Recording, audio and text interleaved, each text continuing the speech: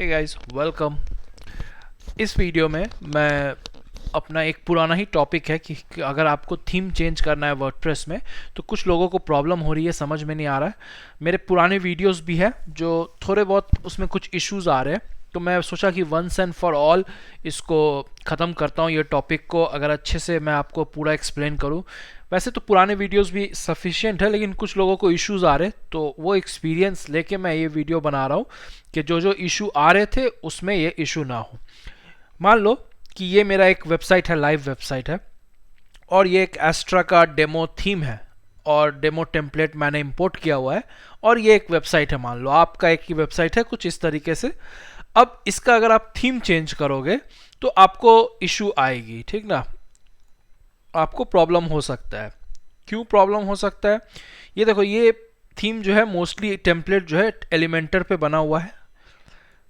तो अगर मैं इसका जस्ट थीम चेंज कर दूं, अपीयरेंस में थीम्स में अगर जाऊं, तो अभी एस्ट्रा है, मान लो मैं डिफ़ॉल्ट 2021 थीम वर्डप्रेस का कर देता हूं एक्टिवेट। अब मैं इसे रिफ्रेश करता हूं तो ये पेज देखो इधर उधर पूरा हो गया, पूरा इधर उधर हो गया। इसका क्या रीज़न है ये बताओ?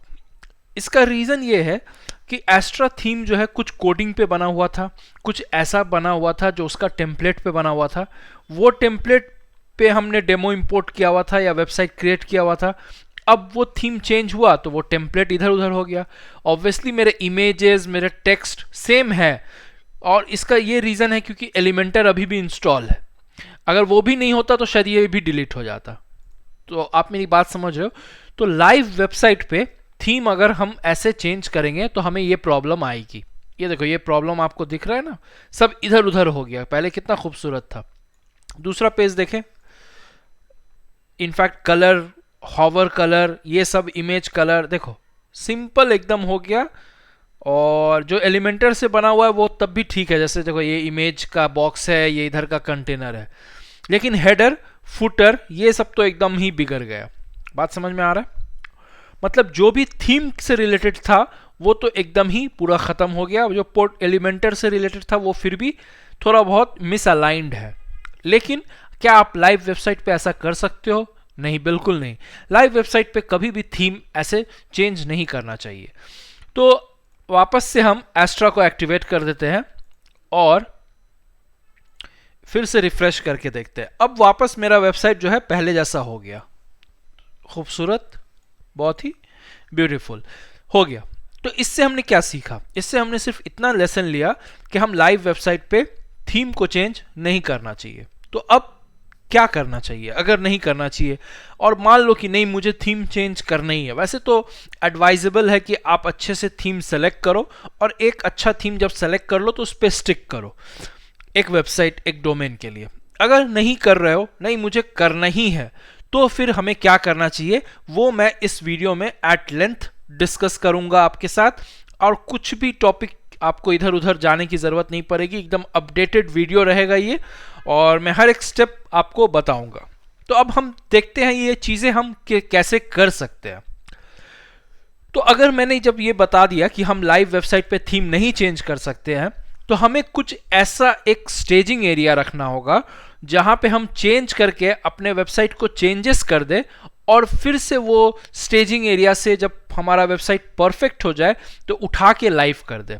क्या बोला मैंने? मैं फिर से एक्सप्लेन कर देता हूं। लाइव वेबसाइट को, पूरा कंप्लीट लाइव वेबसाइट को उठा के हम कहीं पे डाले, ऐसा डाले जो वो लाइव नहीं हो। स्टेजिंग एरिया बोलते हैं उसको, स्टेजिंग एरिया, या अपना लोकल में हम कुछ वर्डप्रेस इंस्टॉल कर ले, वहां पे हम चेंजेस करें क्योंकि वो लाइव नहीं है। चेंजेस करके थीम जब चेंज कर दे, जितने भी गड़बड़ है उसको ठीक करे, उसके बाद हम क्या करें, उसको उठा के जब वो परफेक्ट हो जाए तो लाइव कर देंगे। तो ये हुआ हमारा प्रोसेस। इस प्रोसेस को हम फॉलो करेंगे। तो इस प्रोसेस को मैं काफी सारे स्टेप्स में करके बताऊंगा।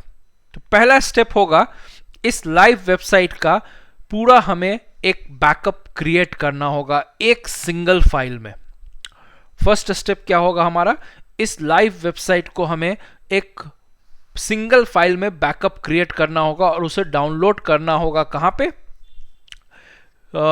लोकल ड्राइव में हम लैपटॉप, कंप्यूटर, डेस्कटॉप जहां भी हम उसे डाउनलोड कर लेंगे।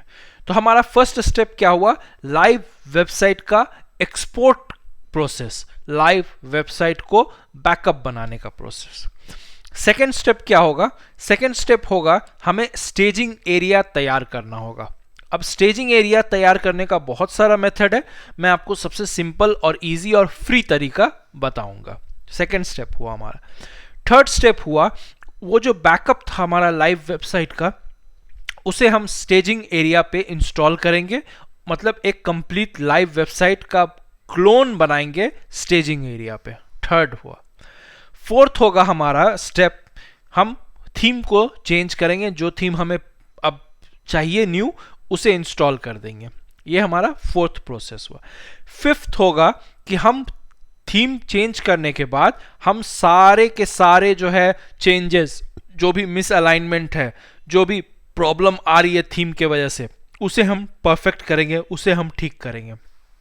ठीक है, और कितना हो गया, फर्स्ट स्टेप हुआ हमारा लाइव वेबसाइट को पिक किए, एक्सपोर्ट बैकअप बनाए। सेकेंड, हम स्टेजिंग एरिया तैयार किए। थर्ड, स्टेजिंग एरिया पे वर्डप्रेस इंस्टॉल किए। फोर्थ, थीम चेंज किए। फिफ्थ, थीम के वजह से मिस अलाइनमेंट ये सबको चेक किए, ठीक किए। सिक्स्थ स्टेप जो होगा हमारा बहुत ही वाइटल है। अब जब हमारा स्टेजिंग एरिया पे जो वेबसाइट है वो परफेक्ट हो गया है, तो हम उसका एक बैकअप क्रिएट करेंगे, उसका एक फाइल में, सिंगल फाइल में बैकअप क्रिएट करेंगे। और सेवेंथ में हम क्या करेंगे कि हम अपने लाइव वेबसाइट पे उसको डालेंगे। अब ये 7 स्टेप प्रोसेस जो है काफी टाइम लगेगा, बट मेरे साथ आप बने रहो, मैं इंटरेस्टिंग तरीके से आपको सिखाता जाऊंगा, समझाता जाऊंगा। जो मेरा तरीका है सिखाने का उससे मैं आपको बताऊंगा। तो वीडियो को एक जरा भी अगर मिस करोगे तो आपका साइट ब्रेक हो सकता है, इसलिए वीडियो को एकदम एंड तक समझदारी से, मैं धीरे धीरे बोल रहा हूं वैसे ही देखते करो और चलते चलो। ओके, उससे पहले सब्सक्राइब कर लो वीडियो को, चैनल को, और वीडियो को शेयर करो, लाइक करो, कमेंट में कुछ डाउट्स है तो ज़रूर बताओ।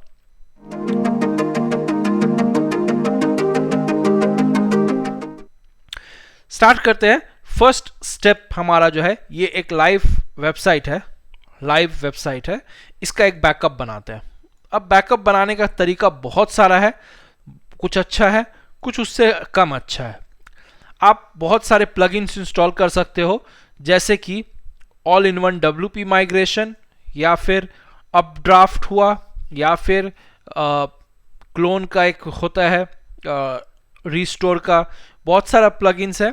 बैकअप WP विविड का एक प्लगइन है, लेकिन हम जो यूज़ करेंगे वो all in one WP migration. ये एक प्लगइन ऐसा है जो जितना भी बड़ा वेबसाइट हो, सिंगल फाइल में उसे आपका बैकअप कर देता है। 5+ मिलियन एक्टिव इंस्टॉलेशन है। All in one WP migration आपको सर्च करना है, ये वाला जो है सर्व मास्क का, उसे एक्टिवेट कर लेना है। ठीक है, हमारा ये एक्टिवेट हो जाएगा तो यहां पे एक आपको ऑप्शन दिख रहा होगा। अब एक्सपोर्ट है, इंपोर्ट है, बैकअप है। हमें लाइव वेबसाइट है ना, इस पे एक्सपोर्ट करना है हमें। अब एक्सपोर्ट में देखो, हम एक्सपोर्ट टू फाइल करेंगे और हम एक बैकअप क्रिएट करेंगे। ठीक है, एक्सपोर्ट टू फाइल क्रिएट करेंगे और एक बैकअप क्रिएट करेंगे। अब हमारा ये बैकअप क्रिएट हो रहा है, मतलब सारा भी जितना भी, देखो वर्डप्रेस वेबसाइट में यूजुअली 2 चीजें होते हैं, एक कंटेंट, दूसरा डेटाबेस। यूजुअली जो बहुत सारे प्लगइन्स है ना, वो उनको अलग अलग स्टोर करता है। ये एक ऐसा प्लगइन है जो आपको एक ही सिंगल फाइल में, जैसे ही वो कंप्लीट होगा प्रोसेस, सब कुछ अगर ठीक रहा तो वो आपको देखो डाउनलोड ब्लिंक कर रहा है। तो हम इस पर क्लिक करते हैं, डाउनलोड, और ये मेरा लाइव थीम कहाँ पे मैं कर लूँ, चलो डेस्कटॉप पे करते हैं। इसका जो टाइप है .wpress फाइल होता है। तो लाइव थीम वर्डप्रेस जो मेरा वेबसाइट का URL है, स्टेजिंग पे है, वो भी आप मान लो लाइव वेबसाइट है, उसे सेव कर लेते हैं। अब ये 124 MB, जितना टाइम लगेगा उतना टाइम लगेगा। इसे हम क्लोज कर सकते हैं, वो डाउनलोड हो रहा है, कोई प्रॉब्लम नहीं है। 46, 47, 48, चलो होने देते हैं, जब तक मैं आपको कुछ चीज़ें बता देता हूँ। जब इस प्लगइन के बारे में, इंपोर्ट में जाएंगे हम, इंपोर्ट अभी करना नहीं है बट मैं आपको बता रहा हूँ। इसका आपको दिख रहा होगा मैक्सिमम अपलोड फाइल साइज जो है इंपोर्ट के वक्त 128 MB है। यूजुअली मेरे वेबसाइट में मुझे ज़रूरत नहीं पड़ेगा क्योंकि सिर्फ 124 MB का है। अगर आपका न्यू वेबसाइट है तो ऑब्वियसली उससे भी कम हो सकता है, लेकिन अगर आपका ओल्ड वेबसाइट है और 128 MB से ज़्यादा है तो अब आपको बोलता है वो कि अनलिमिटेड एक्सटेंशन लेने के लिए। अनलिमिटेड एक्सटेंशन जो है इसका सर्व मास्क का वो $69 से शुरू होता है। ये $69 का है, पर ईयर है, $69 पर ईयर का है। लेकिन क्या अब आपको परचेज करना है? ऐसा नहीं है, इससे को आपको परचेज इस तरह से नहीं करना है। मैं आपको बताता हूँ तरीका कि कैसे करना है। नीचे लिंक एक डिस्क्रिप्शन में दिया हुआ है, ये मेरा ही एक वेबसाइट है, यहाँ पे आप जाएंगे और ये 299 रुपीज़ का जस्ट आपको एक परचेस करना है। 299 रुपीज़ का ये ऑटो अपडेट है, मतलब विथ लाइसेंस की है। तो अब मैं कैसे लाइसेंस की आपको दे सकता हूँ, मैं आपको बताता हूँ। ये बहुत पुराना जब प्लगइन है, और ये प्लगइन जब पहले था ना तो ये पर ईयर करके नहीं था, ये $79 में लाइफ टाइम था जो मैंने परचेस किया हुआ था। तो आपको ये वाला प्लगइन लाइफ टाइम है, तो ये आपको 299 में एक्सटेंशन इसका बाई कर लेना है। हो गया? आपको समझ में आया मेरी बात कि इसको आपको परचेस कर लेना है अगर आपका 124 MB से 128 MB से ज़्यादा फाइल भरा है। सिर्फ 299 है, ज़्यादा महंगा भी नहीं है। इसमें मैं आपको बताऊंगा फीचर्स क्या क्या मिलते हैं, बट बाद में। अभी मेरा एक बस बैकअप कंप्लीट होने वाला है, और जैसे ही मेरा बैकअप कंप्लीट होगा मैं आपको दिखा देता हूँ। 121, 122, 124 डेस्कटॉप पे जाते हैं एक बार। ये वाला जो फाइल है मेरा .wpress, ये मेरा फाइल है पूरा, एक सिंगल फाइल है, पूरा वेबसाइट कंप्लीट। तो यहाँ पे मेरा फर्स्ट स्टेप कंप्लीट होता है। सेकेंड स्टेप क्या था, मैंने बताया था आपको, एक स्टेजिंग एरिया तैयार करना है। अब स्टेजिंग एरिया जो है बहुत सारा होस्टिंग जो है आपको प्रोवाइड करता है कि स्टेजिंग एरिया आप ले लो, आप अपना वेबसाइट लाइव नहीं करके आप उसमें trial and error method use कर सकते हो। लेकिन मान लो जिनके पास होस्टिंग कुछ ऐसा नहीं है, तो उसके लिए मैं सबसे ईजी और तरीका बताता हूँ। आपको जाना है laragon.org पे, laragon LARAGON.org, उसके में जाना है। ये एक छोटा सा बहुत ही पोर्टेबल सॉफ्टवेयर है, जैसे लोकल इसका सब्स्टिट्यूट है, वैम्प है, जैम्प है। ये सब सॉफ्टवेयर क्या करते हैं, आपकी जो लोकल ड्राइव है उसको पावरफुल होस्टिंग बना के आप अपने लिए वर्डप्रेस इंस्टॉल कर सकते हो। मतलब जो वर्डप्रेस का रिक्वायरमेंट है, जैसे PHP है, डेटाबेस है, वो सब बैकएंड में इंस्टॉल कर देता है वो आपके लिए।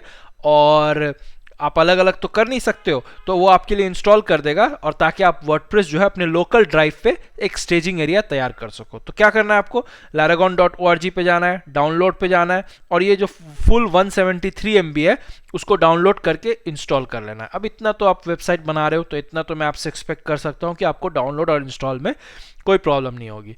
जब आप इंस्टॉल करोगे तो वो फर्स्ट टाइम आपसे बहुत सारे परमिशंस मांगेगा, जो आप सबको अलाउ कर देना, बिल्कुल सेफ है। कि वो ऑटो वर्चुअल होस्ट क्रिएट करना चाहेगा, ये करना चाहेगा, सब कुछ अलाउ कर देना। कमांड प्रॉम्प्ट से पूछेगा फर्स्ट टाइम, उसे भी अलाउ कर देना। जब आप इंस्टॉल कर लोगे तो हमारे डेस्कटॉप पे एक आइकन बन गया लैरागॉन का, उस पर क्लिक करते हैं। ऑटो क्रिएट वर्चुअल होस्ट पूछ रहा है। जब ये सब आप परमिशन दे दोगे तो आपको यहाँ पे क्लिक करना है स्टार्ट ऑल। स्टार्ट ऑल करने से वो अपाचे तैयार कर दिया, MySQL तैयार कर दिया, मतलब आपका बेस क्रिएट हो गया। अब ये मेरे सॉफ्टवेयर इतना पोर्टेबल, इतना लाइट वेट सॉफ्टवेयर मैंने कभी भी नहीं देखा local drive installation of WordPress के लिए। इतना पोर्टेबल है, मतलब 2 सेकेंड भी नहीं लगा, वो सब कुछ स्टार्ट हो गया, बेस रेडी कर दिया मेरा। बाकी लोकल करो, जैम्प करो, वैम्प करो, बहुत टाइम लगाता है, बहुत ही हेवी वेट है। अब इस पर आपको राइट क्लिक करना है और क्विक ऐप में आना है। क्विक ऐप में देखो बहुत सारा ऑप्शन दिख रहा है आपको, लेकिन वर्डप्रेस पे हमें इंटरेस्ट है, तो वर्डप्रेस पे क्लिक करना है। वो पूछ रहा है प्रोजेक्ट का नाम, तो हम कुछ भी प्रोजेक्ट का नाम दे सकते हैं। मैं अभी आपको नाम देता हूँ स्टेजिंग। स्टेजिंग इसलिए दे रहा हूँ क्योंकि मैं एक स्टेजिंग एरिया क्रिएट कर रहा हूँ, एक ऐसा एरिया क्रिएट कर रहा हूँ जहाँ पे हम अपना वर्डप्रेस पे प्ले कर सके, एक प्लेग्राउंड बना रहे हैं। तो ओके कर देते हैं। अब ये खुद से ही देखो क्रिएटेड डेटाबेस, एक्सट्रैक्टिंग, इसे कंप्लीट होने दो। ये फर्स्ट टाइम अगर आप करोगे तो यहाँ पे एक कमांड प्रॉम्प्ट का कुछ परमिशन मांगेगा, उसे देखो इस तरीके से इसे ये अलाउ कर देना है, यस कर देना है। जब ऐसा हो जाए तो विजिट साइट करेंगे। अब साइट जो है मेरा, अब देखो डायरेक्ट ये वर्डप्रेस इंस्टॉलेशन पे आ गया, मतलब वर्डप्रेस इंस्टॉल करने के लिए बोल रहा है। मैं इसे सेम विंडो में ले लेता हूँ। अच्छा, ये क्रोम में खुल गया है, ये प्रॉब्लम है। एनीवेज कोई प्रॉब्लम नहीं है। मैं इसे कॉपी कर लेता हूँ और यहाँ पे पेस्ट कर देता हूँ। ठीक है, अब ये क्रोम वाले को मैं बंद कर देता हूँ, मुझे ज़रूरत नहीं है, मैं ब्रेव ब्राउज़र यूज़ करता हूँ। तो अब देखो वर्डप्रेस इंस्टॉल करने बोला है। अब जैसे सिंपल वर्डप्रेस इंस्टॉल होता है वैसे ही हमें करना है। स्टेजिंग थीम नाम दे देते हैं, यूज़र नेम एडमिन दे देते हैं, पासवर्ड 1 2 3 4 5 6 दे देते हैं, कंफर्म, मेल कुछ दे देते हैं और इंस्टॉल वर्डप्रेस कर देते हैं। अब ये हमारा वर्डप्रेस इंस्टॉल हो गया, इसे लॉगिन कर लेते हैं। तो आपको समझ में आया। अब एक चीज याद रखो, ये लैरागन जब तक चलता रहेगा तभी ये आपका काम करेगा। देखो staging.test जो आपने नाम दिया था वो चलता रहेगा। ये एक सिंपल क्लीन वर्डप्रेस इंस्टॉलेशन हो गया आपके इस पे। सिंपल क्लीन वर्डप्रेस इंस्टॉलेशन हो गया, एकदम कंप्लीटली न्यू वर्डप्रेस इंस्टॉलेशन हो गया। लैरागन को बैकग्राउंड में चलने देना, कोई प्रॉब्लम नहीं है। तो हमने कौन से स्टेप्स कवर कर लिए? हमने सेकंड स्टेप भी कवर कर लिया और थर्ड स्टेप भी कवर कर लिया। सेकंड स्टेप क्या कवर किया कि हमने एक स्टेजिंग एरिया तैयार किया।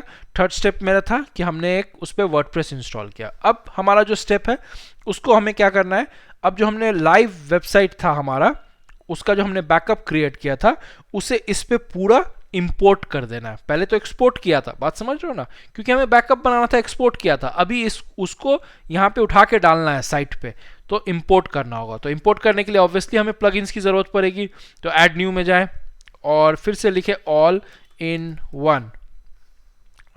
सर्च में लिखोगे तो ये वाला प्लगइन है WP माइग्रेशन, इसे इंस्टॉल कर लेते हैं।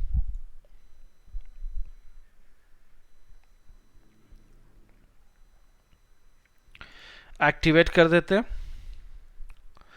अच्छा, एक्टिवेट हो गया, इसे डिलीट कर देता हूं, छोड़ो। एक्टिवेट हो गया। अब देखो इंपोर्ट करना है हमें, तो इंपोर्ट में जाएंगे। देखो maximum upload file size is 2 GB। अच्छा, ये न्यू वर्जन में 2 GB दे रहा है, कभी 128 देता है। प्लगइन्स में एक बार चेक कर लेता हूं, 7.68 का वर्जन है और इसमें इंपोर्ट जा रहा हूं मैं तो 2 GB दे रहा है, तो मुझे ज़रूरत नहीं पड़ेगी। मान लो किसी का 128 GB देता है, मान लो किसी का 128 GB दे रहा है, कुछ वर्जन में देता है, कभी इधर कभी उधर होता रहता है, या मैंने इसमें कुछ चेंजेस किया है। तो आपको क्या करना है, मैंने जो फाइल प्रोवाइड किया है आपको, तो प्लगइन्स में जाना है, ऐड न्यू करना है, अपलोड प्लगइन करना है।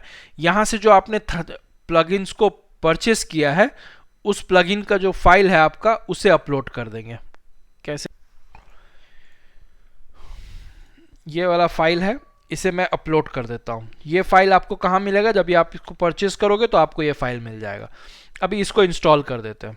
मेरा 2 GB दिखा रहा है, बट यूजुअली 2 GB अभी शायद होगा न्यू वर्जन में। मान लो कि आपका जो भी दिखा रहा है लिमिट दिखा रहा है, तो उससे ज़्यादा ऑल इन वन।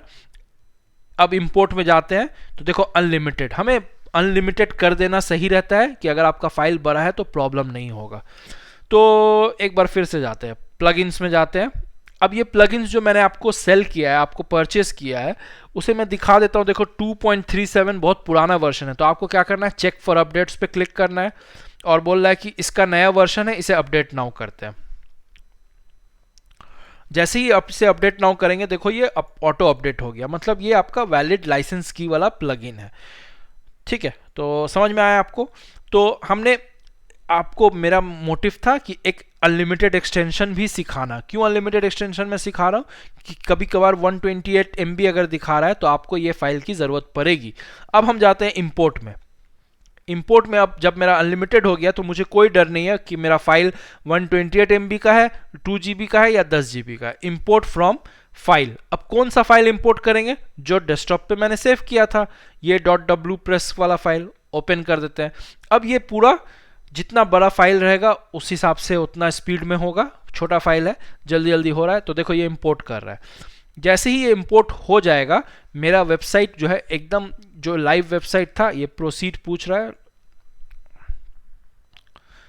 प्रोसीड कर देते हैं।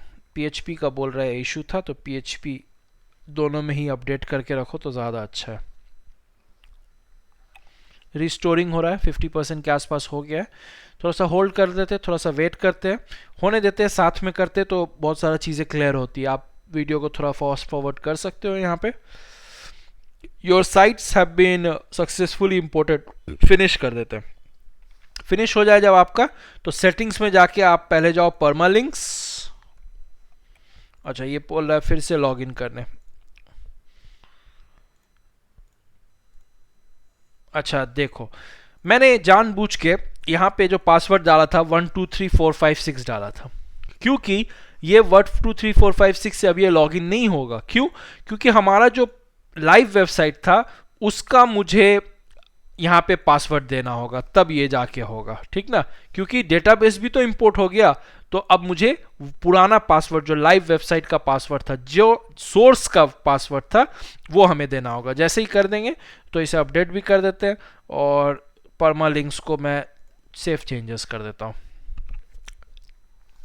अब इसे खोलते हैं। जैसे ही इसको खोलेंगे, अभी देखो ये मेरा वेबसाइट पूरा तैयार। यहाँ पे देखो ये लाइव वेबसाइट है, और ये देखो स्टेजिंग पे, टेस्ट पे हमने बनाया हुआ। यूआरएल चेक करो आप, ये लैरागन की वजह से हमने एक स्टेजिंग एरिया तैयार किया और इस पे हमने बनाया। अब मेरा चीज़ें आपको बहुत कुछ समझ में आ गया होगा कि मैं क्या करने वाला हूँ। ऑब्वियसली मैं इसका थीम चेंज कर देता हूँ। अभी मान लो मुझे जो थीम पसंद है, मैं उसका थीम चेंज कर देता हूँ। अब एस्ट्रा नहीं चाहिए मुझे भाई, मैं गुस्सा हो गया एस्ट्रा से। ऑल्दो ये बहुत अच्छा थीम है, बट मैं गुस्सा हो गया। अब मुझे जाना है ओशन WP पे। जानते ही हो गया आप लोग, अगर वर्डप्रेस थोड़ा बहुत यूज़ करते हो, बहुत बढ़िया ये भी थीम है, एस्ट्रा जैसा ही है। उतने टेम्पलेट्स नहीं है, लेकिन बहुत ही फ्लेक्सिबल है, एलिमेंटर कंपैटिबल है, और भी बहुत अच्छे रिच फीचर्स। अब मैं थीम चेंज कर दिया। कहाँ पे किया? स्टेजिंग एरिया पे किया, क्योंकि मुझे लाइव पे फ़र्क नहीं है। लाइव तो मेरा अभी भी चकाचक है। देखो, रिफ्रेश भी करके दिखा दे रहा हूँ, लाइव अभी भी एकदम सही है, जैसा होना चाहिए वैसा है। अच्छा, ये मेरा स्टेजिंग एरिया पे मैंने थीम ओशन एक्स्ट्रा ये सब बोल रहा है। एनीवेज, मैंने थीम चेंज कर दिया ओशन WP। अब जैसे ही मैंने रिफ्रेश मारा, ये तो भाई गड़बड़ हो गया। गड़बड़ हुआ, लेकिन ये हुआ मेरा स्टेजिंग एरिया पे, लाइव नहीं है भाई, कोई टेंशन नहीं है मुझे। अब मैं इसमें चेंजेस करूंगा और इसको अपने हिसाब से बनाऊंगा, जैसा मुझे न्यू वेबसाइट न्यू थीम पे बनाना था वैसा करूंगा। अब एडिट विद एलिमेंटर कर ले, जैसे ये मैं प्रोसेस आपको नहीं बताऊंगा, क्योंकि ये तो आपको पता है कि आप क्या करने जा रहे हो, आपको वेबसाइट कैसा चाहिए। तो जैसे ये एलिमेंटर खुल गया, तो अब मुझे जैसे इसको ठीक करना है, इसको इमेज को मान लो इधर करना है तो इधर कर देंगे, इसको इधर करना था, मिस अलाइंड था, उसको इधर कर देंगे, जो आपको ठीक लगे। बात समझ रहे हो मेरी? जो आपको ठीक लगे, जो आपको ठीक लगे, जैसा आपको करना था आप वैसा कर सकते हो, इसमें कोई ये नहीं है। मतलब मैंने जब थीम चेंज कर दिया, तो मैं अब इस थीम के अंदर सारे चेंजेस करूंगा। इस चेंजेस को करके मैं उसको वापस से परफेक्ट बनाऊंगा। जैसे इसका हेडर खराब हुआ है, तो इसको ठीक करूंगा। अब जिस पे ये बना हुआ है, एलिमेंटर पे बना हुआ है, या कस्टमाइजर गुटेनबर्ग एडिटर पे है, जिस पे भी है, कोई ब्रिक्स एडिटर यूज कर रहा है, कोई कुछ एडिटर यूज कर रहा है, एक सेकेंड, तो जिस पे भी ये आपको दिखेगा आप उसको ठीक करोगे।